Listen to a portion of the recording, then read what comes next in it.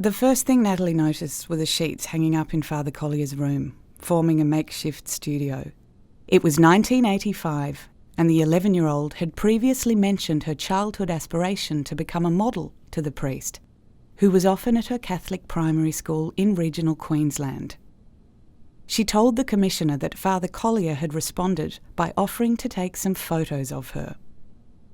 The principal pulled me out of class and sent me over to Father Collier in the presbytery next door, and when I walked in, I saw these sheets and lights set up.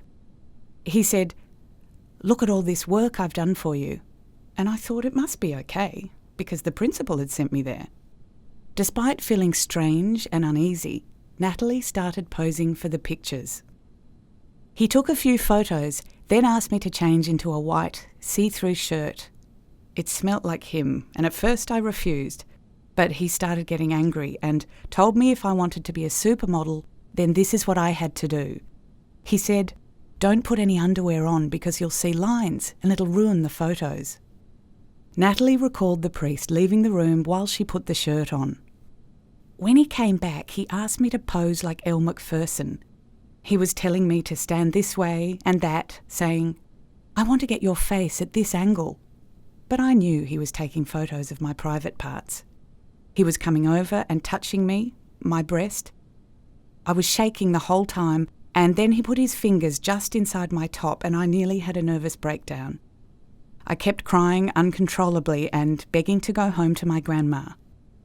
As she left, Natalie recalled the priest warning her he was an important man in the town.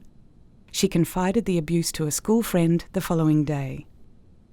We decided no one would believe us, so we shouldn't tell anyone. We thought we might get expelled. My mother had left when I was 3 months old, and my father was a violent alcoholic. So I was living with my grandma, who had Alzheimer's. I was terrified if I told her she might blame me, so I had nobody to confide in.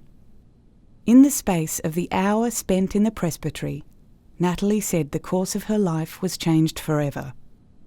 Everything fell apart. I just saw the world in a completely different way after what he did to me. I felt this sense that my only value was sexual, and as I got older I became very promiscuous. I left home at 15, and by 17 I was a prostitute.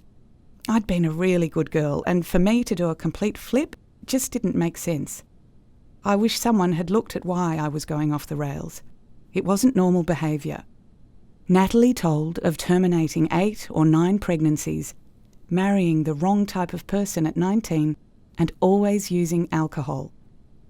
Following 3 years of therapy with a psychologist, Natalie reported the abuse to authorities in 2013. Father Collier is still alive, and disclosing to police felt like the beginning of not taking crap in my life anymore. I've been beaten by boyfriends, knocked unconscious, but now I'm standing up for myself.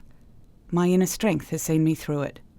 You're very vulnerable when you're a child out there in the world without any family. I would hate for him to do to another child what he did to me, but I've been broken in so many ways. He can't hurt me anymore.